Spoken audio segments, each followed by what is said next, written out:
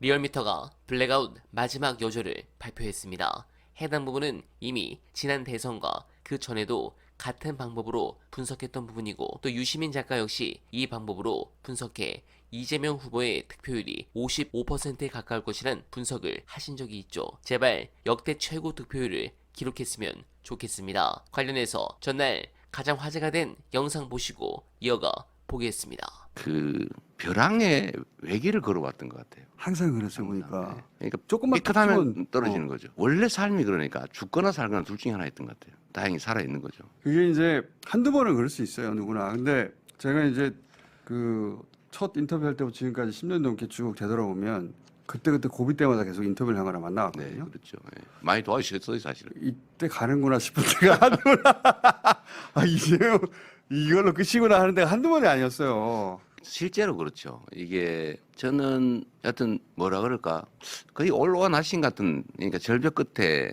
그 벼랑길을 걸어서 왔는데, 문제는 그게 매우 빠른 길이기도 하고 그 끝에는 좀 새로운 세계가 있어요. 매우 위험한 길인데 그 원래는 그 길을 가지 말아야 되거든요. 남들이 피하는 길을 걸어가는 거죠. 그러니까 본질적으로 있을 수밖에 없는 위험이에요. 감수하기로 원래 마음을 먹은 거죠. 그래서 저는 가끔씩 내가 왜 이러고 있지? 이럴 때가 있기는 합니다. 특히 본인은 그렇다 치고 이제 점점 그 체급이 커지면서 가족들 건들기 시작하잖아요. 가족들을 괴롭힐 때는 나 이거 괜히 했나 그런 생각 안 하셨어요? 원래 검찰들도 그런 게 있었어요. 형제가 문제가 되면 그렇죠. 하나만 해요. 부부 중에 하나, 가족 중에 하나 이렇게 하는데, 조국 교수 같은 경우는 사거리 그냥 도륙을 해버렸잖아요.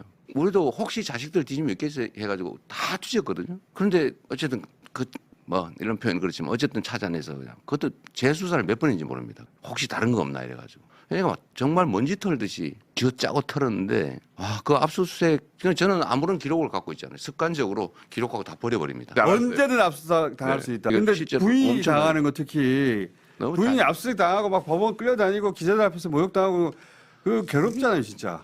그건 정말 고통스러운 거예요. 그 왜 고문할 때 있잖아요. 그 자식들이 끌어다 놓고 고문하는 것처럼 정말 고문이잖아요. 그건 이제 남편 포기하고 그만하라는 건데. 그러죠. 그런데 제 아내도 아내지만 제가 꿈꾸고 있는 세상도 있는 거고, 저는 세상에 그 험하게 살아가는 수없이 많은 사람들, 그걸 어떻게 버립니까? 그러니까 결국은 견디긴 하는데 제 아내나 가족들한테 너무 미안하죠. 얼마 전에 그렇죠. 제 아들들이 취직을 못 하고 있어요. 꽤 어쨌든 공부도 하고 그랬는데, 취직하면 언론들이 쫓아다녀가지고 가짜 보도를 해가지고.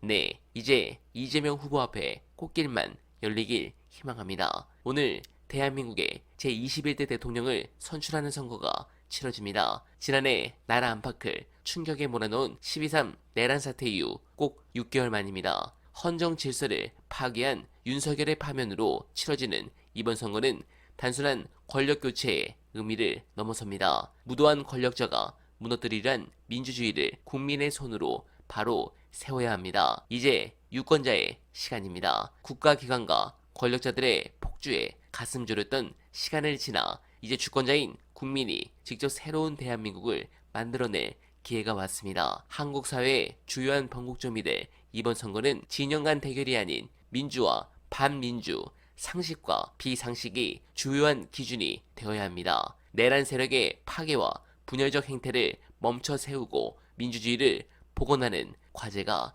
유권자의 손끝에 달려 있습니다. 아직 투표 시간이 남았습니다. 못하신 분들은 꼭 해주시길 부탁드립니다. 끝까지 힘을 내주시길 간절히 부탁드리며 오늘 밤은 늘 최선을 다하겠습니다. 여러분 고맙습니다.